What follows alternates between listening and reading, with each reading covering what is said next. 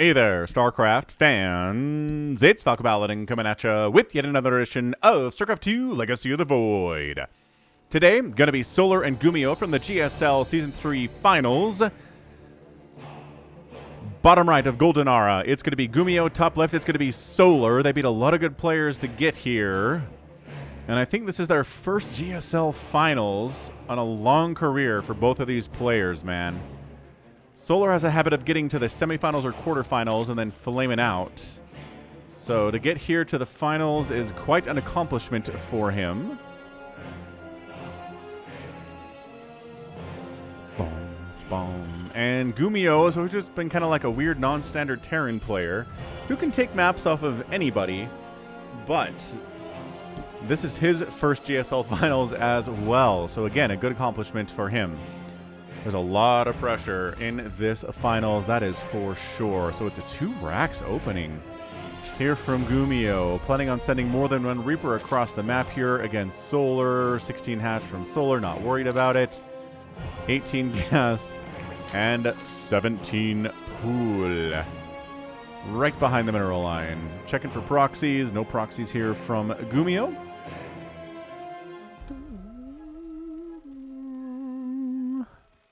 But yeah, was it special? Somebody came up with this, kind of popularized it, made it special. I've seen Beyond do it more often in the games that I've cast, but I think somebody said it was special's kind of thing to do. Then caught on and became popular, which is how strategies work in StarCraft. Usually somebody that nobody knows comes up with something, and then somebody who everybody knows popularizes it, and then maybe somebody who's even better known is known for it. But that's not really fair, is it? Anyway, we're about out of Reaper names. So if you want to send me a Reaper name, leave it in the comments. You can do a backstory or not. Just make sure the word Reaper is in the comments somewhere and I'll find it. This Reaper name was submitted by Nick D. Baker. Name is Mikasa from Attack on Titan, which I've not read the manga. I'm caught up through the anime. I know a lot of people were not super happy with how the manga ended. And I don't know if they're planning on changing that for the anime or if they're just going with what the manga as it was written and making that the end of the anime as well. I don't think that they have to do that. Anyway, Reaper. Mikasa getting some work done, which is fine because, I mean, she's incredibly gifted at combat, as we see all through Attack on Titan. She's like the second best Titan killer that we see, probably, behind Levi. Anyway, good stuff. I've enjoyed the anime. It's taken me places I did not think it would go, which is fun. And when you have 3 Reapers, you can actually do a bit of damage to a hatchery as it's coming up. Look at these Kitty 8 charges. Knock the Queen's back. Knock the Queen's back. Speed's not done yet, so Lings don't want to engage here. Oh my gosh. Can he save this? Yes, he does save it. Pins one of the Reapers and gets a surround on another one, and 2 of them make it out of there. But that's a very injured hatchery. This thing's going to come up with sub 50% health, which is not good. Oh, man. What do we got here? Nothing crazy. 3rd CC sub 3 minutes from GuMiho, but that's pretty normal. And a factory getting started now. Now, GuMiho is good at both weird mech and regular standard TVZ, Marine, Marauder, Medevac stuff. So curious to see what he does there. He's also been known to go from Marine, Marauder, Medevac and then transition into mech later. Like way later. Like 15, 16, 17 minutes into the game. So that could be a lot of fun. But I don't know. I don't know what GuMiho has planned here at all. It has a pretty fast engineering bay though. So that tells me he's going for a +1 attack timing. Probably with Marines and Medevacs and Siege Tanks, as we've seen. Showing up at about 6 or 7 minutes against a Terran player and trying to take down their 3rd base is massive. You can pull it off. You can probably win the game. And considering this is really injured, it makes sense this would be the target, which is why, I mean, the creep spread is here. I guess nothing else is really watching it right now, because there's really no attack timing of 4.5 minutes. Not really something that has done all that much in this matchup. You deal with the early Reaper stuff, and then you're pretty much okay. A couple Hellions might show up, but nothing really concertedly trying to kill you, at least until the 6-minute mark. So Solar's got a bit of a window here to drone his face off, and he's doing it. Throwing up Overlords, because he did lose one, and is currently supply blocked, and now is not supply blocked anymore.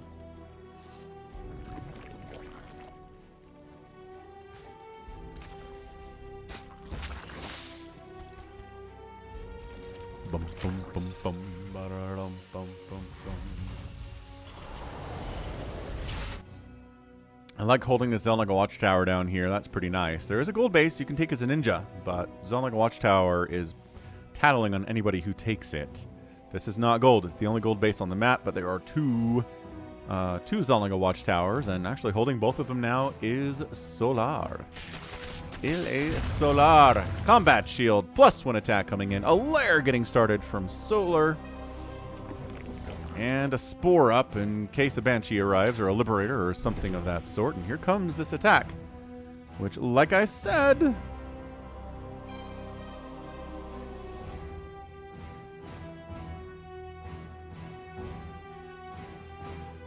gonna be about 6 minutes, isn't it?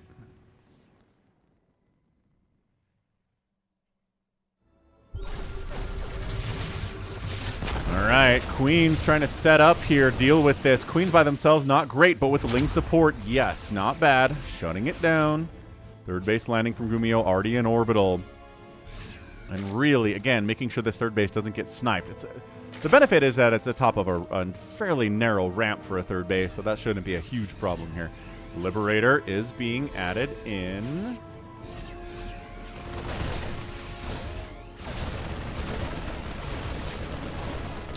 Lings getting a full surround here. Are there enough Lings to do this? Actually, kind of, yeah. But a bunch of guys get loaded and then unloaded into the main base. But not enough Lings, not enough Lings, now enough Lings. And with the Spore and Queen support, the medevacs are backing out. Fourth base on the way from Solar. Doing a pretty good job here.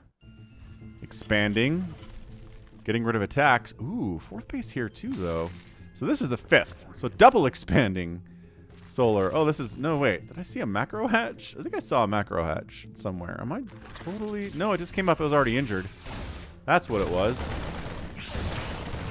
Good positioning, but not if the banelings show up, and he knows that. Gets in, gets out, gets up to the main base again. Spore out of position to deal with this drop once more. Repositions quickly, though, and does take down a medevac that has at least 5 Marines inside it. That hurts. That is brutality. There's a Liberator somewhere, isn't there?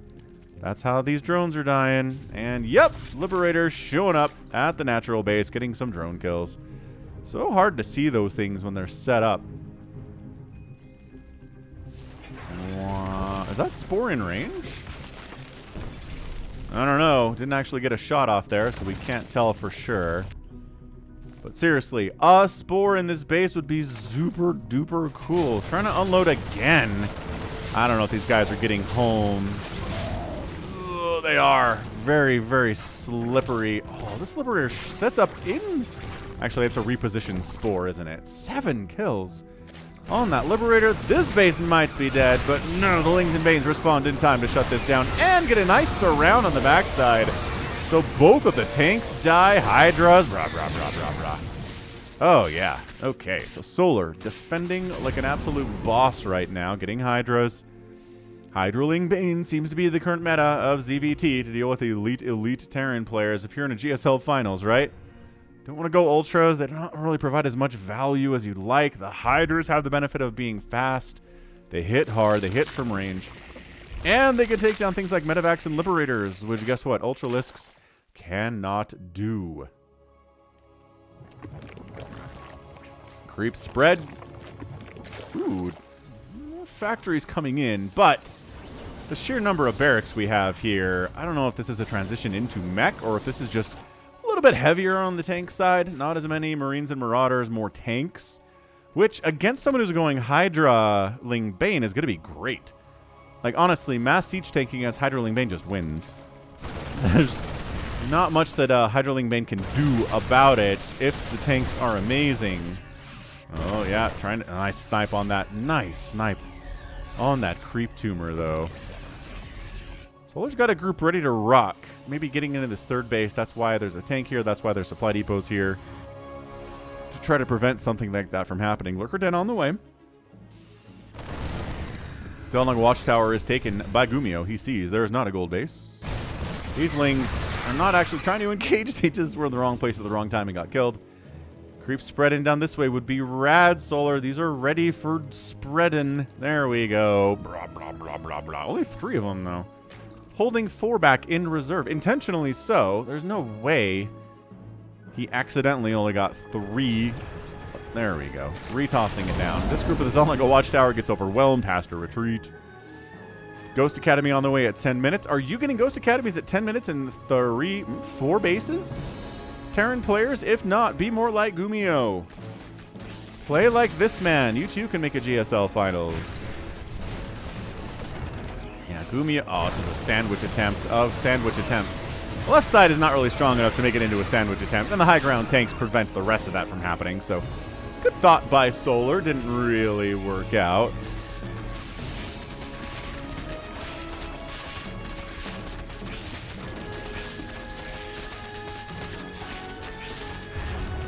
Adrenal coming in at 10 minutes too. Zerg players, are you equally on 4 bases with a 5th base coming in at 11 minutes? Adrenal happening. Vipers in production, right? Are you doing all this stuff at the 10, 11 minute mark? If you are, you too can make a GSL finals just like Solar. Taking the gold. Solar's taking the gold, bottom left. Here, that's a big one. If he can hold on to that, that might help him win this game. Honestly, next 5 minutes? I mean, it's a big benefit, especially, yep, forces a liftoff on this command center. Are there enough Hydras? I don't know about attacking into this position, but okay. I might have just tried to kill this command center, but they got the planetary. Okay, good. That was worth, oh my gosh, the SCV death count is too heavy. 14 SCVs down there. Total, 88 drones to 73 SCVs. I mean, 73 is nothing to shake a stick at. The burrowed ling, is it actually there? Can it prevent this land? Oh, it can. Look. Man. Landing site obstructed. Oh no. Adaptive Talon's on the way. I don't know if I see any lurkers right now, but there are no lurkers. And yeah, Solar's just like, stay off my creep. Stop coming over here. Now, Hydras cannot reach these guys in dead airspace like this. But, oh, an abduct would be, oh my gosh. Oh, no! 2 full medevacs dying, falling into the pink Kool-Aid below. Oh, that hurts, GuMiho. Not in a good way. Not potentially in the best of ways right now. The gold base from Solar's running. Solar, oh my gosh, getting this before it upgraded to a planetary would be a super good win. That's why there are tanks and Marines defending this. They know it's vulnerable now. This little drop. Parasitic bomb. I don't think that's enough damage to kill that medevac. I don't know what the drones are doing here either. Oh, it was enough to kill that medevac. Ah, big attack. He gets the before the planetary comes up. Again attacking into this position. Just swarming. A swarming Norman here. And then there are so many tanks that once again, Solar's got to back it out. But wiping this base out 2 times has been really good for him. I mean, this tank's got to have a bunch of kills, right? Yeah, a bunch of kills. Wingbane Hydra, tank down. Oh, this high ground tank that I was just talking about got wiped out too. I'm not sure if there's enough Zerg here to wipe out this planetary. They're distracted, they're split. Their attention is in the wrong place. I mean, but killing a tank, sure. That works. Also, this orbital straight up dying would totally suck. But GuMiho charging down the ramp to try to save that orbital. It represents a lot of potential income for him. He needs to bring it back. There's another burrowed ling here, though. Another scan must be burned to deal with this stupid burrowed ling. Burrow is a really cost-efficient thing, y'all. It's really, really cost-efficient. Scan burned to deal with that. That's, what, 300 minerals? That could have been a mule? I think that's what the numbers were back when people were complaining about it, back in Wings of Liberty. Another attack, swinging in. Blinding Cloud this time on a tank. Can't defend himself all that well, can he? No. Tank down, tank down. And Solar pulls back. He's not giving up everything. He's keeping these Hydras largely alive. And then just replenishes with 40 more Lings. He'll change some of them into Banelings. He'll try to go for Niduses. But yeah, I remember, man, the olden days. You guys remember the olden days of Wings of Liberty? When the StarCraft 2 Team Liquid forums were super active all the time. He sees this. Yeah, there's tanks. Well, yeah, okay, there's lurkers here, friends, and you have to deal with these lurkers. So, as that's happening, another attack coming up this ramp. There's not a lot to defend this planetary. The lurkers may have... Oh, got a ghost. They may have distracted well enough. No, not enough Zerg to bust that planetary. But, I mean, I don't know. It's a 3-kill lurker. Probably hasn't paid for himself. But anyway, remember when the Team Liquid StarCraft 2 forums were super active all the time? People were complaining about imbalances all the time. They were like, yeah, sure, you can use the scan to get rid of a burrowed ling, but that's 300 minerals you just lost out on because you scanned instead of muled. And it was like, okay, but yeah, Zerg players lose 100 million minerals when they turn their drones into spores, so what are you whining about, Terrans? It was a great back and forth. I don't think anybody cares enough to complain about that on the Team Liquid forums now. The last couple times I've gone, it's been pretty dead, but... Wings of Liberty era, what a good time that was. Here goes nothing. Ling, Bane, Hydra, and tank down.